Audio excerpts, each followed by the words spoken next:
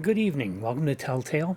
I'm Greg, by myself this time, with the next step in my journey through H.G. Wells' complete writings, I hope, if I can get a hold of everything.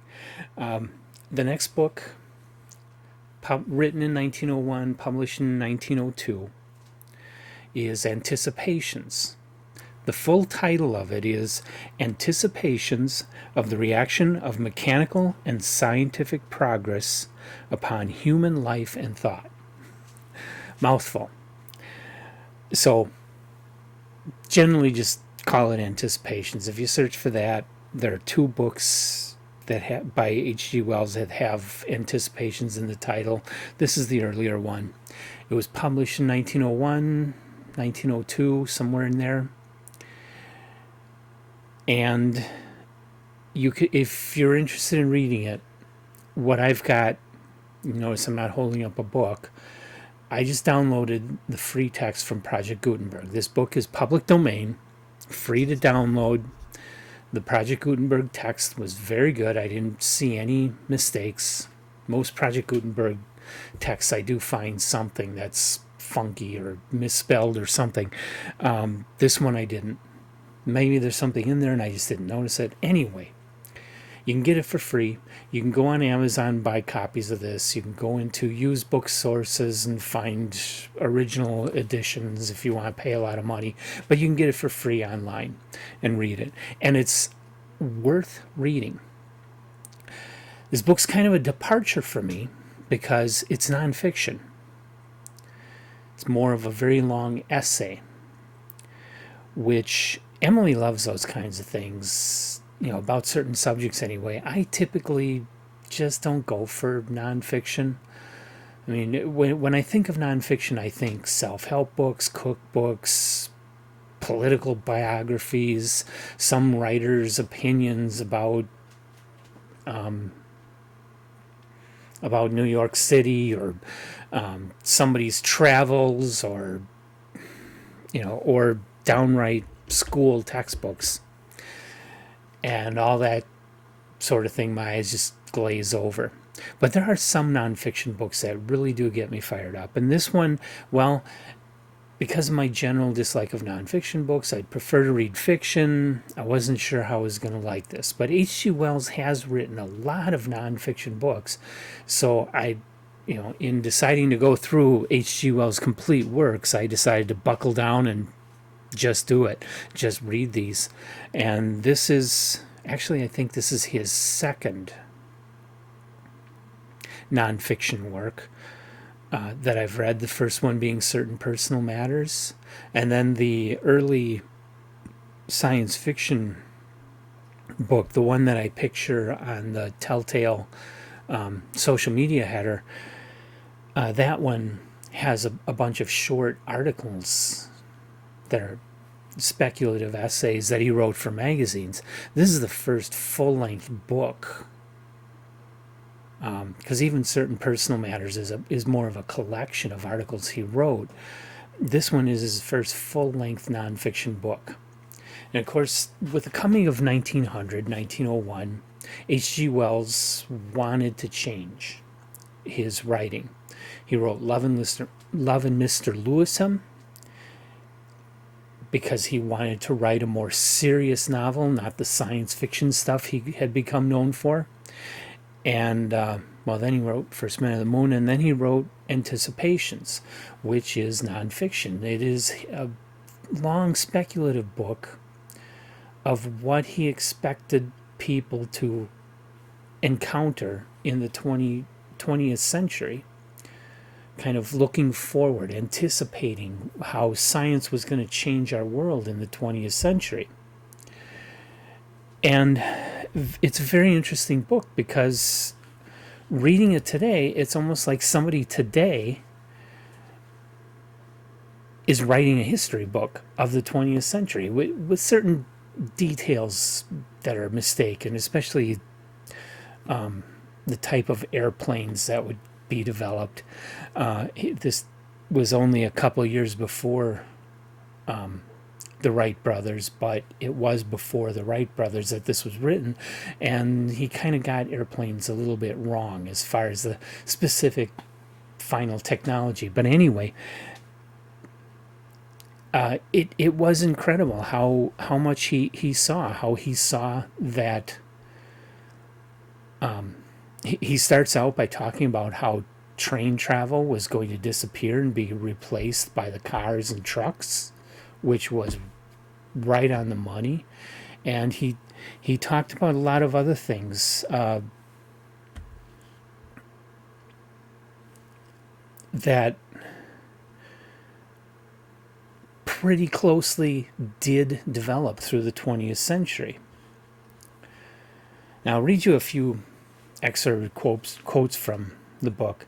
He starts out saying, "It is proposed in this book to present in as orderly an arrangement as the necessarily diffuse nature of the subject admits certain speculations about the trend of present forces, speculations which, taken altogether, will build up an imperfect and very hypothetical but sincerely intended forecast of the way things will probably go in this new century." And like I say, he was pretty darn close. Another quote, "Certain possibilities of power that may vest in the owners of a great system of worldwide simultaneous newspapers sounds very much like the internet."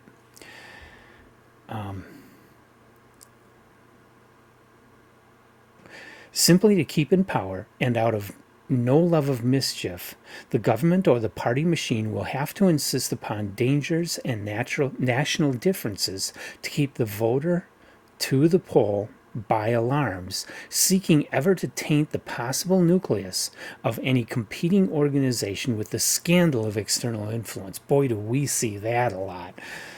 So that definitely became right. At present, the sexual morality of the civilized world is the most illogical and incoherent system of wild permissions and insane prohibitions, foolish tolerance, and ruthless cruelty that it is possible to imagine. Our current civilization is a sexual lunatic.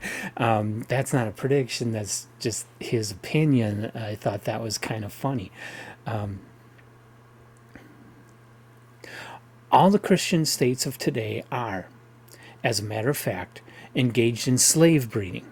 The chief result, though of course it is not the intention, of the activities of priests and moralists today in these matters is to lure a vast multitude of little souls into this world for whom there is neither sufficient food nor love nor schools nor any prospect at all in life but the insufficient bread of servitude. Which you could argue that point, I think, but yeah, the workers are still pretty much the slaves of the systems. Though I think our lives are far better than they were in 1901.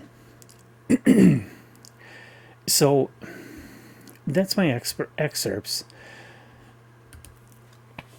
And those quotes were just things I pulled out that tickled my fancy at the moment. The book goes further in talking about society and economics and how suburbs would develop and communication and things that are just so close to what really happened throughout the 20th century. Although he did predict the coming of a world state. I know, bad term. Not really, because Wells had the hope his whole life that people would set aside their differences, stop making war, and live peaceably by rational means. He had the hope that that would come to be. And so every time he talks about the development of a world state, he's hoping for world peace. He's hoping for people to be reasonable and stop using and abusing one another. I think that's a good hope to have. Obviously, it hasn't happened yet. There are a lot of forces in our world today that are trying to keep us from that sort of thing. There's time yet. We may still get there. Wells' long-term vision may still come to pass. Hard to say. But it's one that I personally like. I would like to see the world at peace. I would like to see people stop criticizing and coming down and putting down other people just because those other people are different in some way. That's got to end. Those differences can be valuable to our society, and we need to stop overlooking it. We need to stop devaluing that and start embracing it. Okay, off my soapbox. Anticipations was a fascinating book. Not, as you can tell by some of the quotes I read, not Wells's typical style. The style of writing here seems like he's trying to be a lot more intellectual than the style of writing he used for his fiction, which I don't like, but it's the way he wrote it. It was a little difficult to get through because a lot of things seem wordy and could either be broken into separate sentences, or he could have just pared it down and gotten to the point, and it would have been a whole lot easier to read. Which he never has that problem when he writes his fiction. His fiction is very quick and easy to read. So that's the one negative about the book is that he changed his style of writing to make it a lot more intellectual than his general fiction is. And I think that hurts it. I think he could have gotten across the same points at the same level of intelligence without the super long, overly strung together sentences. Not a style that Wells normally wrote in when he wrote his fiction, or the other nonfiction pieces that I read in certain personal matters. So I think he should have stuck to what he had been doing, and it would have been even stronger of a book. But it's still, if you want to just read something that'll truly blow your mind, how brilliant H.G. Wells was. When you think about it, he wasn't Nostradamus making prophecies. He was just looking at things logically and drawing logical conclusions. And his thinking was accurate. His thinking was good. His thinking was right. So I like this book. Emily hasn't read it, so I won't yet put it on our list of the greatest books. If it was strictly my vote, it would go on. But I do have to be considerate of my partner and give her a chance. So it may be a while, if it ever does go on, it may be a while before you see it on. But it's an excellent book. I think I forget what I gave it in Goodreads. High marks anyway. Probably 5 stars. It's a good book and worth reading, especially at the price. Free off Project Gutenberg. This is one I would like to see a really nice volume published. We'll see.